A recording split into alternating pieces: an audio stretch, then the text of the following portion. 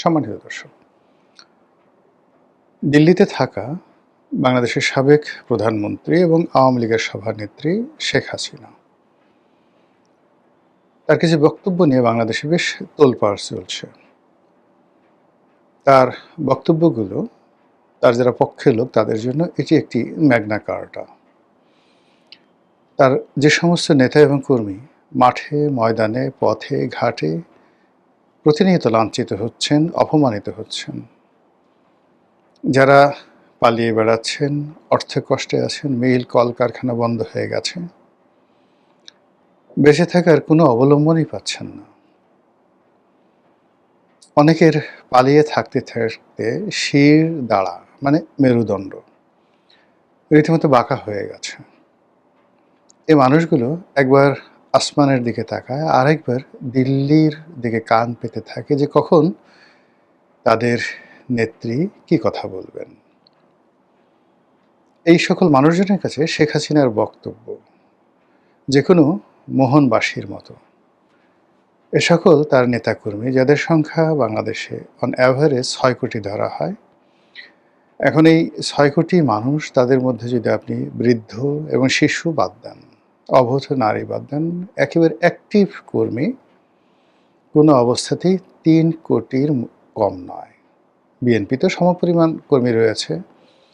তো এই যে ৩ কোটি সামর্থ্যবান, শক্তিমান, তারপর রাজনীতিতে সক্রিয়, ব্যবসা-বাণিজ্যে সক্রিয়, সিভিল সার্ভিস থেকে শুরু করে অন্যান্য যে সকল সরকারি অফিস আদালতে রয়েছে, কেউ চাকরিতে আছেন, কারো বা চাকরি চলে গেছে। তাদের প্রায় প্রতিদিনই এটি আকুতি থাকে যে আজকে শেখ হাসিনার পক্ষ থেকে কি কথা এসেছে। তিনি কি আসবেন?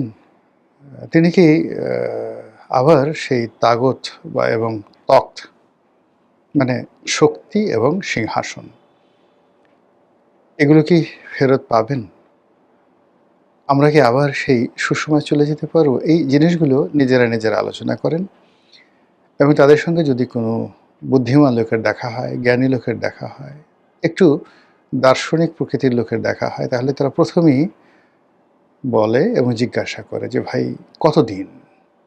আমাদের কি কোনো সম্ভাবনা আছে? এবং এই যে সকল কথাবার্তা এমন সব বড়, বড় মানুষ বলেন, মানে যারা একটা সময় জাতিকে দিক নির্দেশনা দিতেন, যারা একটা সময় মানুষের বিবেক হিসেবে কাজ করতেন, নেতৃত্বের একটা শীর্ষ পর্যায়ে যারা ছিলেন, তারাও এই সময়টিতে এতটা দুর্বল হয়ে পড়েছেন যে পরস্পরের সঙ্গে দেখা হলে তারা অনেকটা অবোধ শিশুর মতো কাজ করেন। তো তাদের জন্য শেখ হাসিনার যে কোনো বক্তব্য জাস্ট লাইক মেডিসিন। সাপে কামড় দিলে যেভাবে তাৎক্ষণিকভাবে কাউন্টার বিষ দরকার হয় রোগীকে বাঁচানোর জন্যে, ঠিক তদ্রূপ।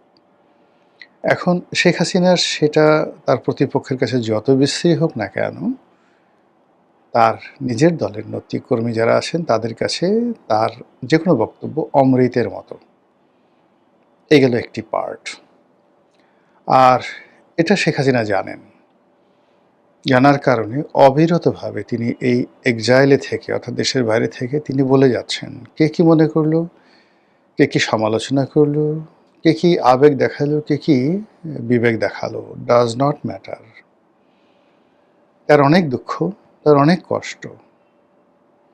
তার কষ্টটা কেমন সেটা আমি জাস্ট একটু উদাহরণ দেই। ৭৫-এর ১৫ই আগস্ট তার বাবার লাশ বাড়ির মধ্যে পড়েছিল। পরিবারের সবাই নিহত। তিনি এবং তার বোন ছিলেন জার্মানিতে। তার লাশ, অর্থাৎ তার বাবার লাশ যখন ওখানে পড়েছিল, ঠিক সেই সময়টিতে দলে দলে আওয়ামী লীগের লোক বঙ্গভবনে ছুটে গিয়েছিল খন্দকার মোশতাকের কাছে আত্মসমর্পণ করার জন্য, তার ক্যাবিনেটে, মোশতাকের ক্যাবিনেটে মন্ত্রী হওয়ার জন্য, এবং অনেকে মোশতাকের কদমবুচি করে নিজের আনুগত্য প্রকাশ করতে চেয়েছিল। এ দৃশ্য শেখ হাসিনা কখনো ভুলেন না এবং যতদিন তিনি ১৭ বছর ক্ষমতায় ছিলেন তার আগে বাংলাদেশে এসে ১৯৮১ থেকে একেবারে শেষ সময়টা পর্যন্ত তিনি প্রতিটি মুহূর্তে সেই কথাগুলো স্মরণ করেন। যারাই তার কাছে গিয়েছেন, একটু আন্তরিকতা হয়েছেন, একটু আওয়ামী লীগের ব্যাপারে আবেগ দেখানোর চেষ্টা করেছেন, সবাইকে তিনি ধমকের সুরে বললেন যে, তোমরা সেদিন কোথায় ছিলে যেদিন আমার বাবার লাশ পড়েছিল? আবার এখন তিনি বলেন একান্ত আপনজনের কাছে যে, আমার বাবা যে দৃশ্য দেখতে পাননি, সে দৃশ্যটা আমি দেখেছি। এই শহর থেকে, অর্থাৎ ঢাকা থেকে আমাকে চলে আসতে হয়েছে ১৭ বছর, যাদের জন্য আমি সকল দুর্নাম বদনাম মাথায় নিয়েছি।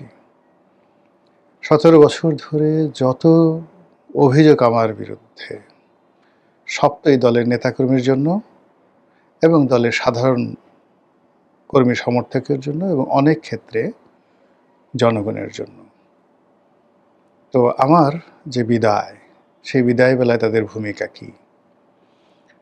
আমার বিরুদ্ধে যেদিন মৃত্যুদণ্ডের রায় হলো, ফাঁসির রায় হলো, সেদিন এই বাংলাদেশে কোথাও ১০,০০০ লোক একত্র হয়েছে। আমার ৬ কোটি সমর্থক, ৩ কোটি শক্তি সামর্থ্যবান মানুষ, কিন্তু তারা একত্র হতে পেরেছে ১০,০০০ লোক। এরকম কোনো নজির আছে? কাজেই আমি কি করব তাদের জন্য? এটা তার একান্ত ভাবনা। মানুষ হিসেবে, আওয়ামী লীগের সভানেত্রী হিসেবে এটা তার মানবিক আবেদন, মানবিক অনুভূতি। কিন্তু নেতা হিসেবে, লিডার হিসেবে তিনি যখন চিন্তা করেন যে, আমার তো আসলে কারো মুখের পানে চেয়ে থাকার সময় নেই। আমি যদি কারো মুখের পানে চেয়ে থাকি তাহলে তো আর চলবে না। সবাই আমার পানে চেয়ে আছে। কাজেই তার সেই যে আবেগ, অনুভূতি, দুঃখ, কষ্ট, বেদনা এগুলোকে মাটি চাপা দিয়ে তিনি আবার রুখে দাঁড়ান এবং একটার পর একটা শব্দবোমা তিনি ছেড়ে দেন। সেই শব্দবোমায় কখনো ইউনূস, কখনো এনসিপি, কখনো জামাত, কখনো বিএনপি, আবার কখনো কখনো কোনো ব্যক্তি বা বিশেষ সে আক্রমণের শিকার হন এবং তছনছ হয়ে যায়। এবং সাম্প্রতিক সময় তিনি বাংলাদেশে ফিরে আসার ব্যাপারে যে সকল কথাবার্তা বলেছেন, সেই কথা রীতিমতো ভাইরাল হয়ে এখন সারা দুনিয়াকে তোলপাড় করে দিচ্ছে।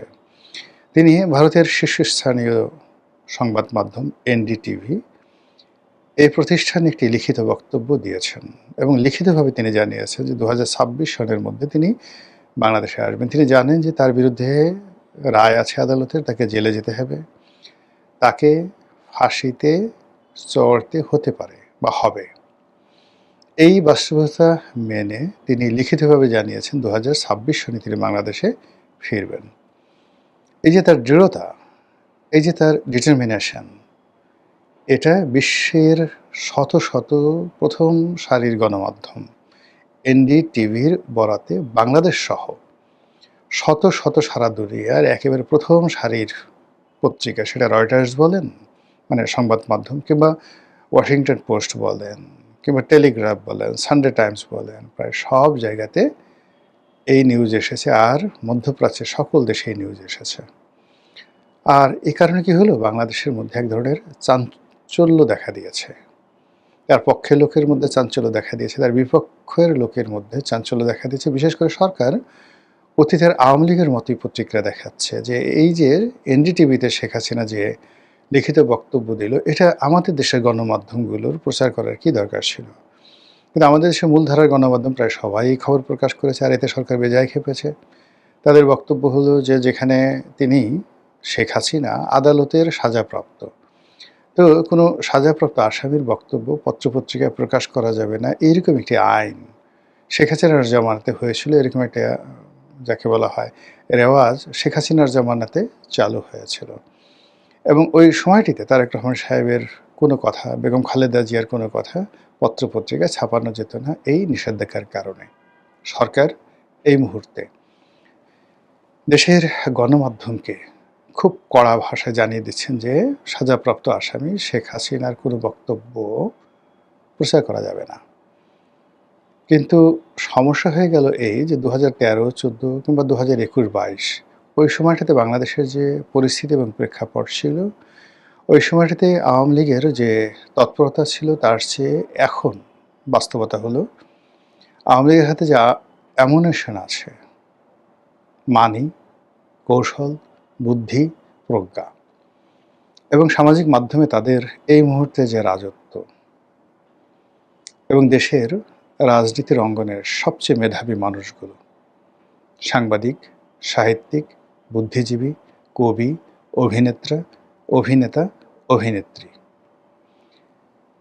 কূটনীতিবিদ, প্রায় সবাই একেবারে, আপনি যদি ধরেন ১০০ জন শীর্ষ, যে কোনো ট্রেডের ১০০ জন শীর্ষ বলতে গেলে সবাই আওয়ামী লীগ করেন বা আওয়ামী লীগ মাইন্ডেড। আর ওই পর্যায়ের একজন সিঙ্গেল মানুষ বিএনপিতেও নেই, জামাতে নেই। মানে মঞ্চে উঠে একটা বক্তব্য দিবেন, বাংলা বিহার উড়িষ্যার নবাব, একটা কবিতা পড়বেন, একটা ভালো গান রচনা করবেন, একটা গান লিখবেন, মানে এইরকম কোনো লোক রাজনৈতিক অঙ্গনে আওয়ামী লীগের ধারের কাছে নেই। ফলে এই মানুষগুলো অনেকে নিজেরা করছে, অনেকের নিজেরা লিখে দিয়ে দেশের বাইরে যারা পড়তে পারে, বলতে পারে, তাদেরকে ড্রাফট করে দিচ্ছে। ফলে কী হলো, সামাজিক একটা আন্দোলন গড়ে উঠছে, একটি সাংস্কৃতিক আন্দোলন গড়ে উঠছে রেজিমের বিরুদ্ধে, ইনুস জমানাতে ইনুসের বিরুদ্ধে, বর্তমান জমানাতে তারেক রহমান সাহেবের বিরুদ্ধে।